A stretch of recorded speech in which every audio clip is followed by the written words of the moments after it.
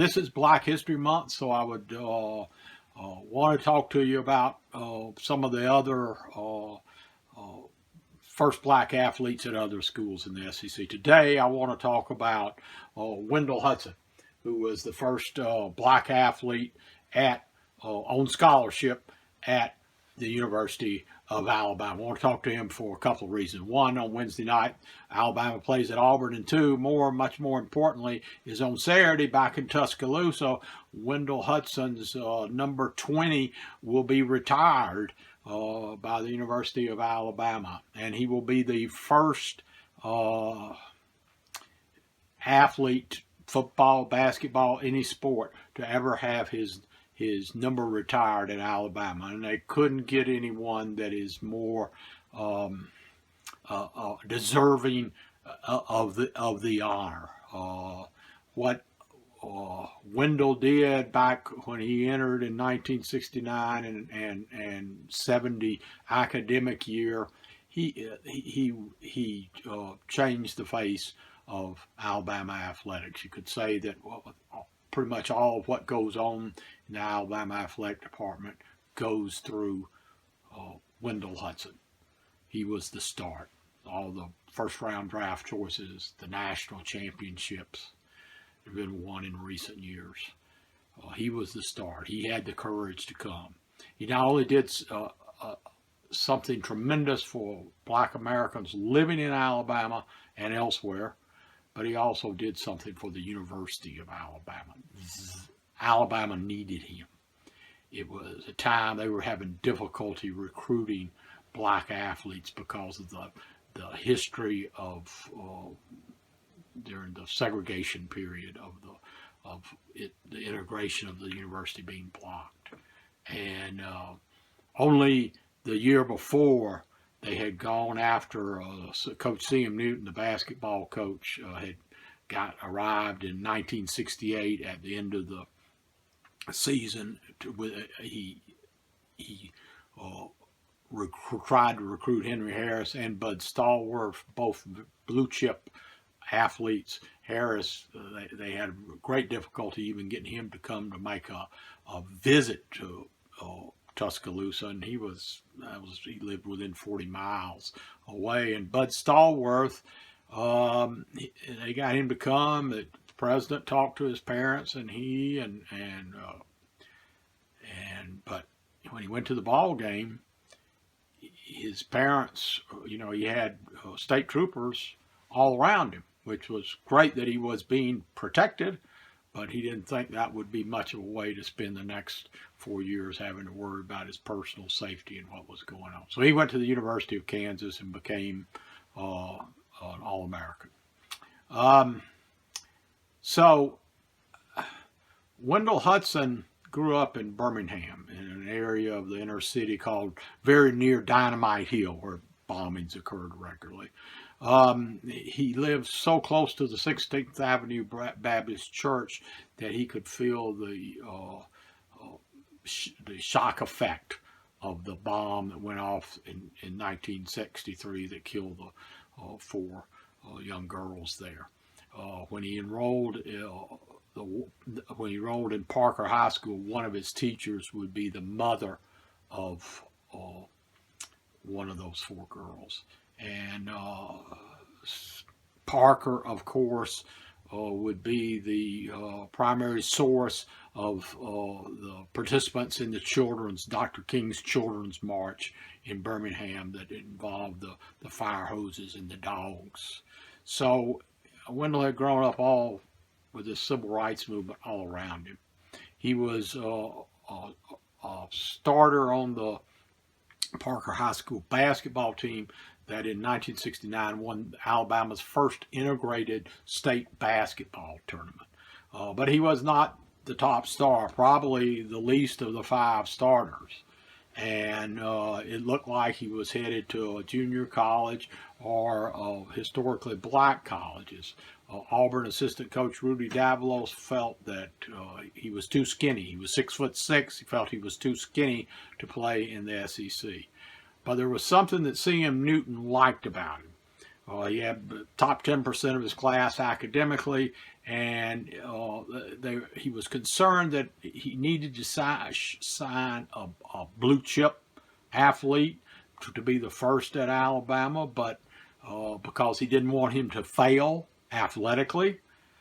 But he eventually, about a month after signing date, Newton went with his gut feeling and signed Wendell Hudson. That day, his mother cried. Hudson's mother was crying not for joy, but for the opportunity Wendell was getting, but because she feared for his life. And they got hate mail, not only from white fans that didn't want Alabama to integrate athletics, but also from blacks who accused Hudson of being a sellout to go to Alabama. That's the way things were there then. But Wendell stuck by his decision. He said he really didn't get anxious until he started packing. And then he realized that he was going from living all his life in a black neighborhood, all black neighborhood, to living in a athletic dormitory with 160, 170 white males in it, most of them football players. When he rolled in there that late summer of 1969, the football team was out at practice. So he got settled into his dorm room, no problems, it was quiet. Then when he went to dinner in the cafeteria there in Bryan Hall, the football players were back from practice, and so there was all sorts of noise, plates clanging, and he just went and got in line. But by the time he got up to where he was going around a corner to get his food, all the noise stopped. It was silent.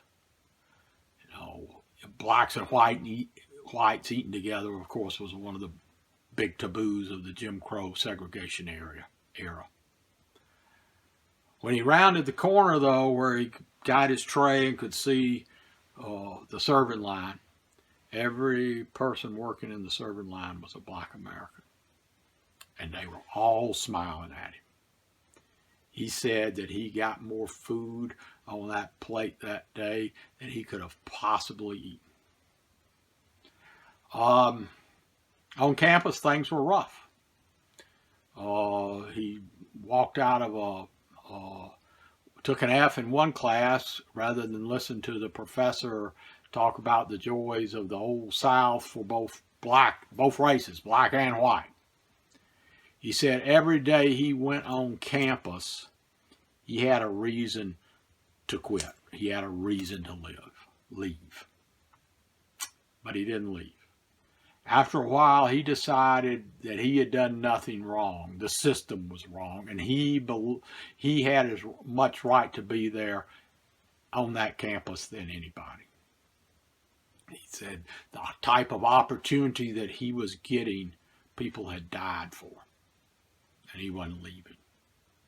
At some point there in the first week or so that Wendell was at Alabama, back then Coach Bryant tried to keep his players well fed and putting on some weight, and the cafeteria would open up every night at 8:30, 9 o'clock, something like that, and the players were made to go down there and eat, and a lot of times it was just peanut butter and jelly sandwiches, and milk, but it was getting more weight on them before they went to bed. And so Hudson's down there one night, and he hears somebody's gruff old voice say, "Can I join you?" And Wendell looks up, and he sees Bear Bryant. And so, Wendell said, yeah. And so Bryant sat down, and Wendell just tried to wolf down, make small talk, he said, while he was trying to wolf down a peanut butter and jelly sandwich. So the message, though, was real clear. Don't mess with Wendell. Everybody in there saw that he sat down with this first black athlete. and that if he could do that, accept this black athlete, then the rest of them better too.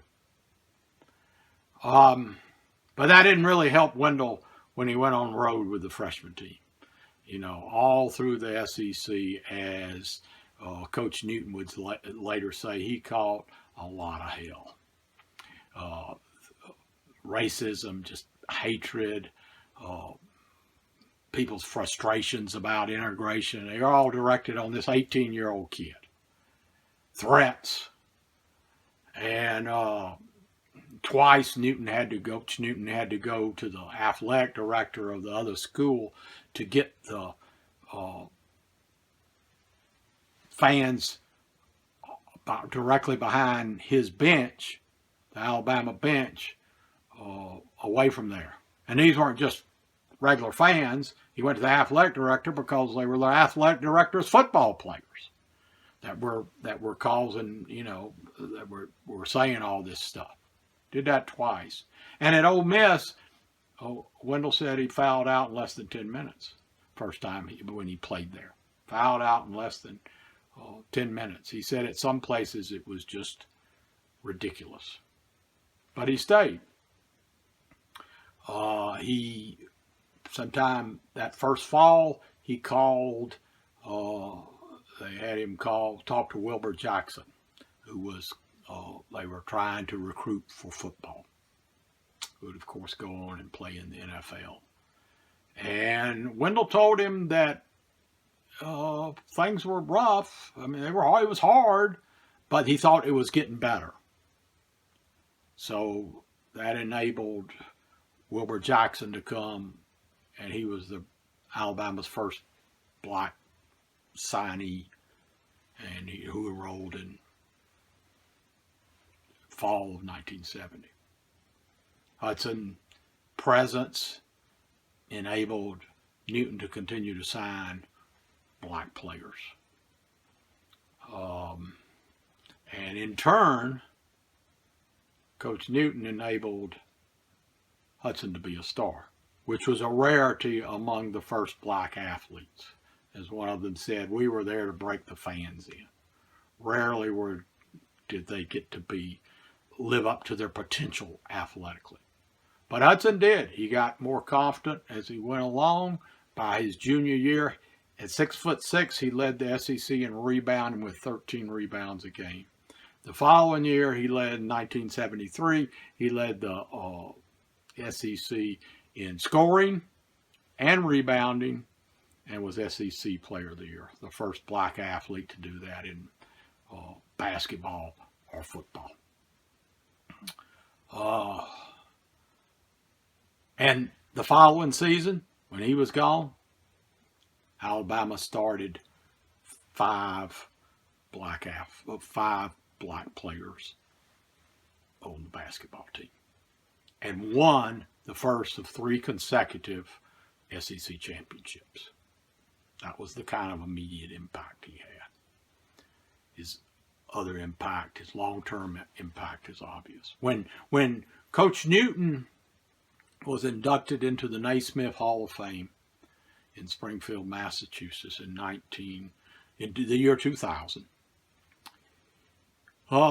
he wanted Wendell Hudson to be there. So to get him in, they limit you having only so many guests. He listed Wendell as family. And Coach Newton said he figured that if he was Wendell was as close to family as he could get. He said that if Wendell had failed, then he would have failed, and he would have been back in Transylvania College in Kentucky coaching. But Wendell didn't fail. And when Saturday comes and they raise his number 20 is up there at the ceiling in the rafters at Tuscaloosa, then appropriately he will be part of the Alabama family forever.